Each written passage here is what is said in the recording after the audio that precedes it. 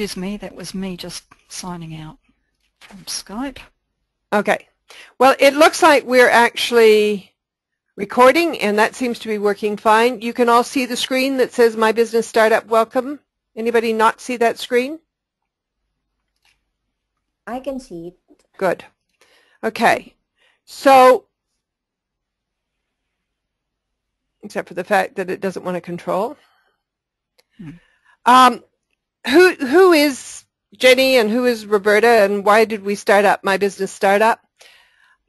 I have a very firm belief after 20 years of working with startup businesses that startup business right now is going to be the salvation for the economy of the world, but more importantly, as a baby boomer, the one thing I know for sure is that what we were promised many years ago, that if we worked hard and retired, we'd have an income, we'd live comfortably, and I just know too many baby boomers who aren't going to live comfortably, and not only have they not been able to retire, they've been thrown out of more than one job, and it's actually caused an awful lot of problems for them.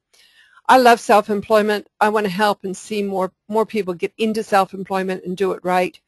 I want to change some of the patterns, and I know some of the tools and some of the things that make businesses work and not work. So My Business Startup for me was a logical extension of 20 years of working with small businesses. And I invited Jenny along because Jenny, to me, brings one set of skills that I absolutely don't have, and that's the necessary skills around social media. Jenny, do you want to add anything to that?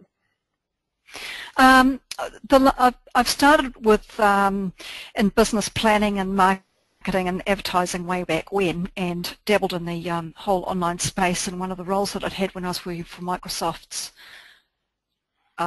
distributor before Microsoft actually came to New Zealand.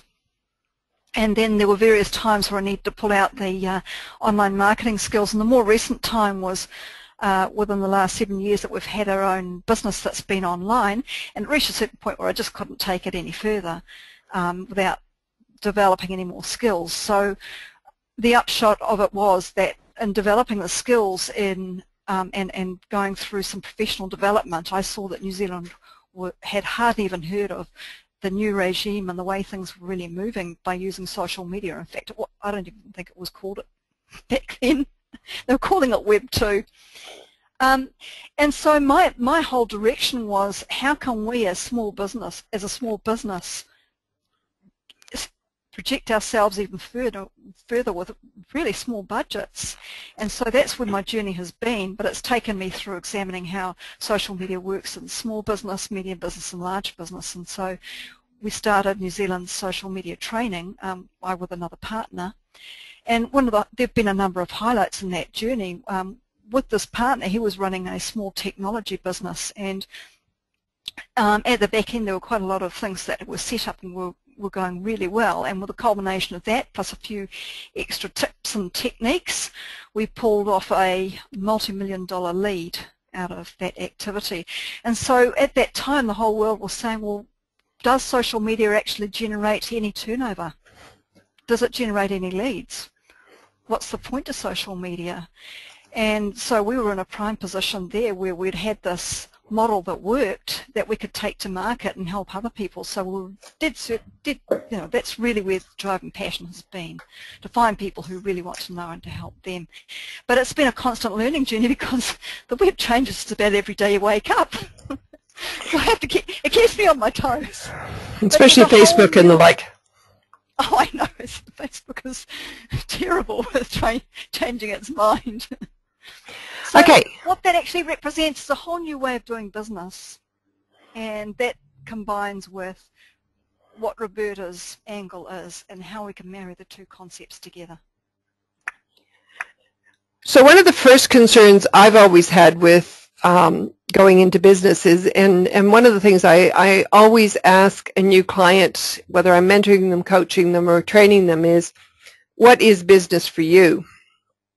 And so what I want to do is just talk about a couple of ideas of what business is, and then I'm going to ask those of you on the line to tell me what you think business is, and then I'll tell you what I see the future of business is all about.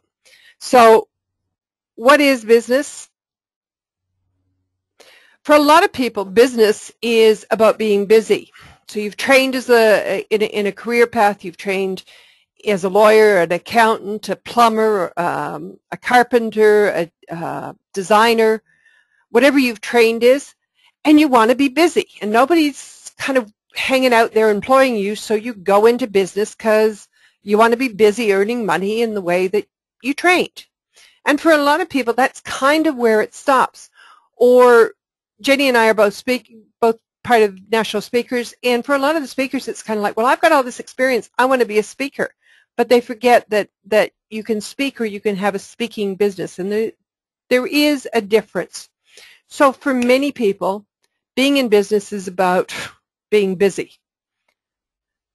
The next thing that, if I get my slides to go right, that a lot of people think being in business is all about is it's about money.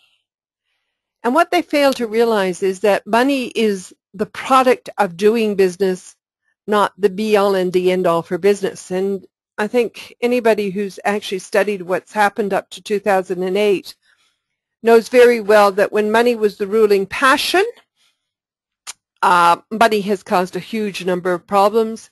And as a result of all that, we've had the marches on Wall Street. We've had a whole number of other complaints about what is business. Is it all about the money? Does more money make you successful?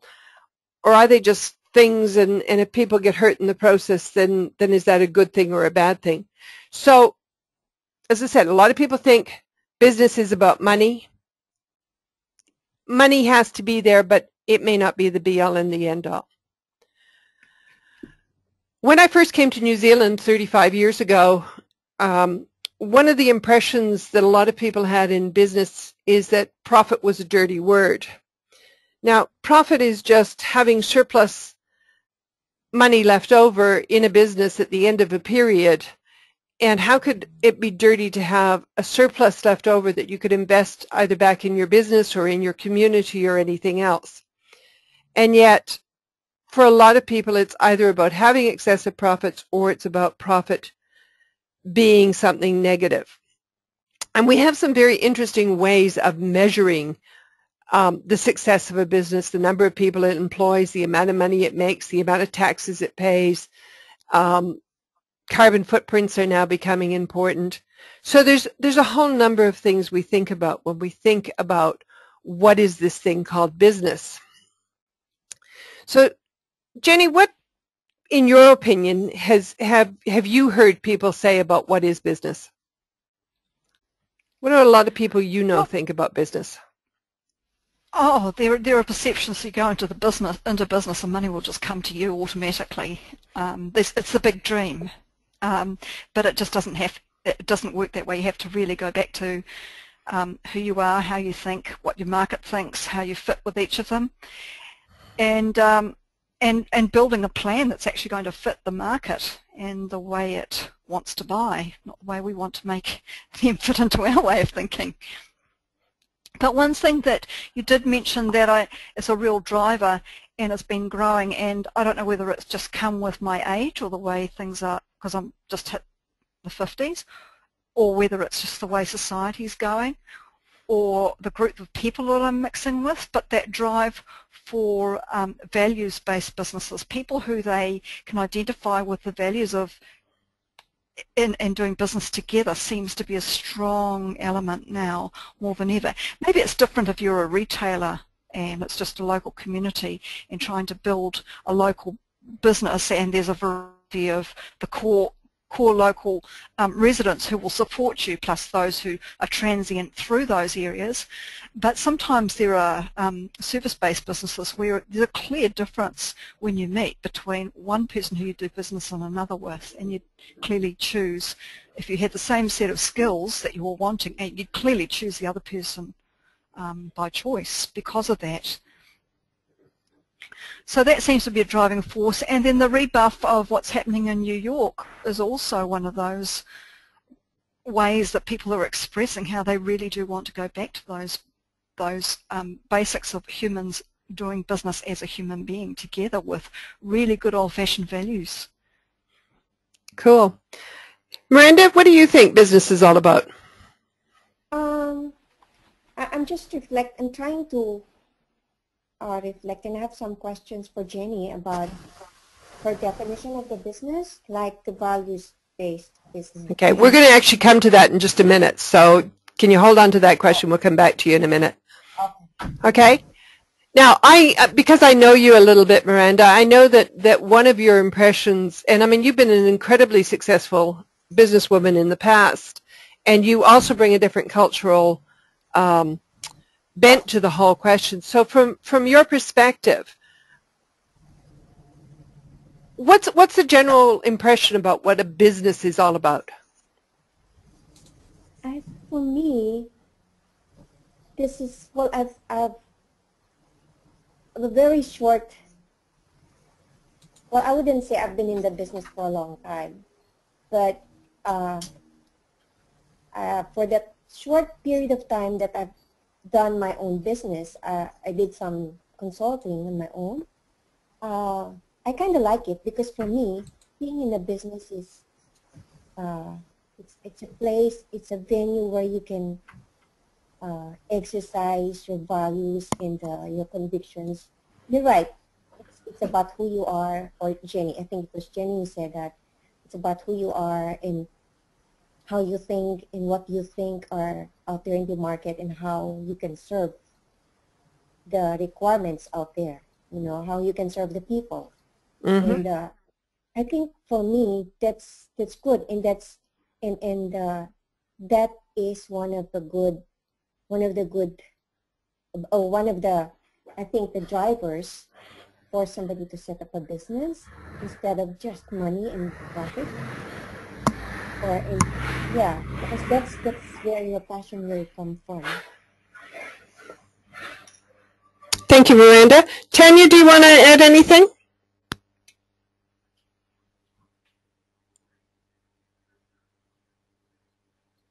Paul, do you want to add anything? No.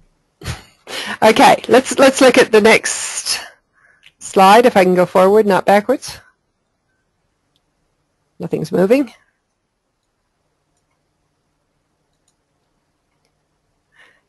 So what's happened in business in the last couple of years, thanks to social media as much as anything else? And Jenny, you mentioned the local store, and if you think about the local stores, and I mean, I grew up in my grandparents' grocery store, and my grandparents knew every single solitary person that came in. They knew their names, they knew the family, they knew who was sick, they knew who was getting married. They really knew and understood the people. And the people would come into the store because of the fact that there was a relationship there. And oftentimes my grandmother would put something under the counter because, you know, there was only so many of them there, but she knew that Mrs. Smith was going to come in that day and she was going to need whatever it was.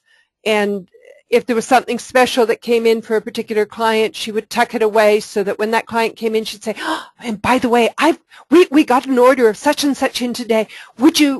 How many cans of such and such would you like? And it was all of that personal knowledge. Now we moved for a number of years to this really impersonal world where the advertisers talked to us and they didn't actually involve us in anything. The entire thing that happened with so often in business was you walked into a store and they treated you like you were a thing or an object, or you had consultants that really and truly just really left you feeling like, why in the world am I coming to this business? What is it that it's all about? And there was no relationship. Well, social media for business, both locally and globally or whatever, is bringing back relationships. One of the things, Miranda, and we become like that corner store again. It kind of like that corner store again. But Miranda, you were talking about consulting, and I mean, consulting is all about relationships. The more you know about the business and the people you're consulting to, the better you're able to do it. And you can't be impersonal. So it really is that a case where being a part and parcel of that relationship, that community, that helping people to see where they fit, helping people to see how they can work together is a huge part of what business has become. Because the number one thing that has happened is trust really was put under question and is still under question. I mean, you know, think of yourself. How many of you really trust big business? How many of you trust government? You know, it is a case, unfortunately, where we live in a world nowadays where it's really hard sometimes to know who to trust. And with so many choices around, who do you trust? I mean, think of the last time you went out to buy something major. So, you know, be it a TV or a fridge or a piece of furniture. You didn't go into one store, you went into dozens of stores. And the one thing that's now happening thanks to all the smartphones is people go in, they price something, and then they Google online to see who else has that same thing at a similar price. And then they'll turn around and walk out of the shop and walk down the road and pick it up. Now, if somebody in the store made them feel like they mattered and whatnot, how many times would people turn around and walk out of the store? So, you know, that whole relationship, that making people feel like you're interested, that you care, that you trust them, is really an important part of the whole thing. And so building relationships, a huge part of what's happened thanks to social media and a huge part of what's happening in business. It is the corner store mentality coming back, but on a global scale. Mm-hmm. But Roberta, Mm-hmm. the relationships, it's you're right. It's you know, it's a investment because it would take time for anybody to build relationship. You know, the interesting thing is, to a certain extent, Miranda, we still build relationships in the same way as we've always built relationships. A little bit of gut feel, a little bit of recommendation. And I mean, let's face it, if somebody says to you, hey, look, I had a really good experience with so-and-so, then you invariably feel like, well, you can maybe trust them a little bit more. And so you go meet with somebody else until such time as you actually have your own experience with them and you don't.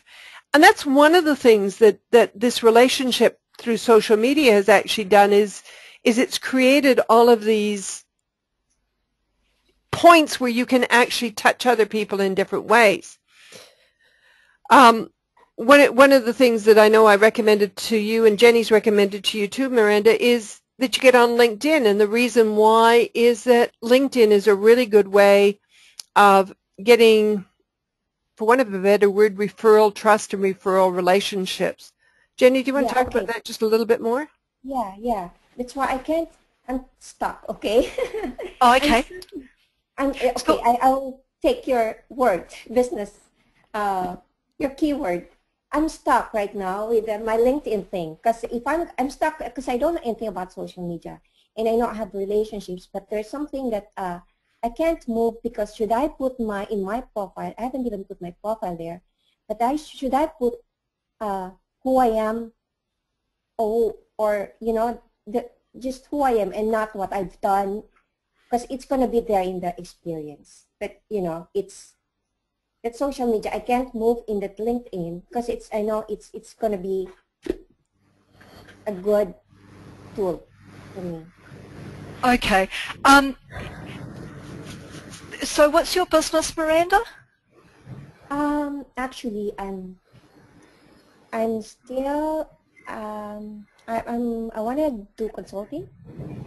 In what field? Like an IT, like business analysis.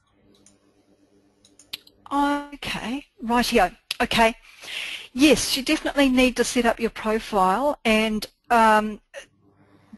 you would do that with identifying your keywords and trying to use them in about 5 key areas of your profile so that people are going to be able to find you really easily. So it's using a similar concept to what we have online, where we know what the target market is looking for and how they search, and we use those words in our LinkedIn profile as well. And instead of regarding LinkedIn as being a resume site, it's better to regard it as a sales tool. And there are areas on LinkedIn that you can use where you're describing your services and your skills and your experiences, and pulling that together, it makes it much easier for people to get a full picture of who you are and what you're about, and why they might actually make an inquiry with you. There are also areas on LinkedIn where you can add in PowerPoints for any relevant information that might perhaps explain what your services are, or perhaps showcase some of the work that you've done, or some of the companies that you've worked for. That's an excellent way of doing that. You can also sandwich the PowerPoints around video, so you can use that as a way of including video in your profile as well. When you set up a blog, you can link those as well as your Twitter account. Yeah, the thing is, at this point, I'm still figuring out what service am I going to provide, because if I'm going to put something there, I have first to get the requirements out there before I can really figure out and pinpoint the kind of service, the specific service that I want to do. I know because that's my job. I get requirements, and then if there's there's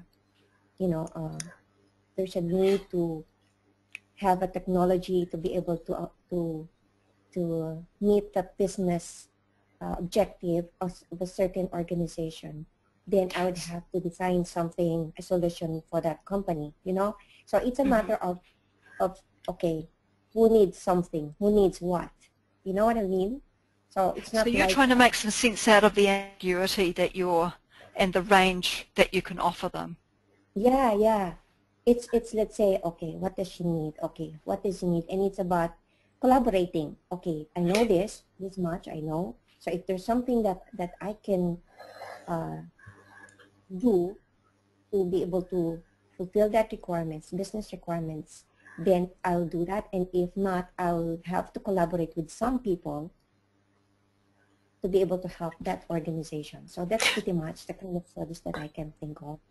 I've got some suggestions for you, Miranda. I'm acutely aware that I don't know what will happen at 3:30 as far as the recording tool is concerned, so I think we can stay online, but let me just run through the next 2 slides, and then if we can stay online, then we will. If we can't, we can do it through one of a dozen other tools. One of the biggest things that business has always been about is meeting needs, meeting your needs, meeting the needs of others, and meeting community needs. And what is happening is that businesses that are ripping people off are actually, because again of social media, it's easier to find out who's ripping off who. And people will actually go online and very much pan a business that rips off another business. So again, if you're not seen to be meeting needs and building your relationship, if you're not seen to be offering value and quality, you'll very quickly be found out by the marketplace. And that's something there's never been such a fast way of finding out the people that are doing business wrong. And it's growing, and it's going to grow faster. And again, it's the people that respond to the negatives in a positive fashion and turn them around and can show that it's turned around through this social media network that actually are managing to survive nowadays. So, again, business has always been about meeting needs, but now it's more visible and more public. That means that you can acutely target and have a really full picture of who you're actually dealing with before you even talk with them. And from that reputation side. Yeah, and it is about reputation, and it's interesting because reputations can be made and broken so easily, and you cannot do on social media some of the things that you could do sort of in a face-to-face or in a letter or even in an email, because so much of it becomes so public, so out there for people to see. Mm. So my clock says 3:30, and as I said, I haven't seen it turn off yet. But I just really quickly, there will be more webinars coming. We do a webinar every fortnight. There are over 50 videos that are available through our blog on My Business Startup. And you can actually, if you join and subscribe, you can actually take and through the subscription get daily exercises to help with some of the stuff, Miranda, that you were talking about. There is one coming up very shortly on LinkedIn that'll actually help you understand a little bit more about LinkedIn and what's on LinkedIn and who does what in LinkedIn. Or you can just jump straight over to our YouTube channel, and you can actually see, you can pick and choose out of the 50 videos that are available there.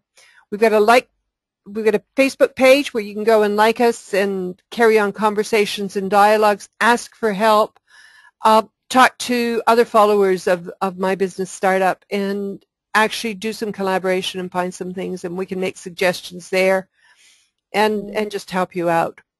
So Okay. I'm going to stop the recording, but I'm not going to kill the site. As long as you're there and you want to talk, I'm willing to stay on. Jenny, you got time to stay on for a little while? Yep, I'll stay on. Okay, I'm going to stop the recording now, and I thank you for being here, and hopefully I'll see you in a fortnight.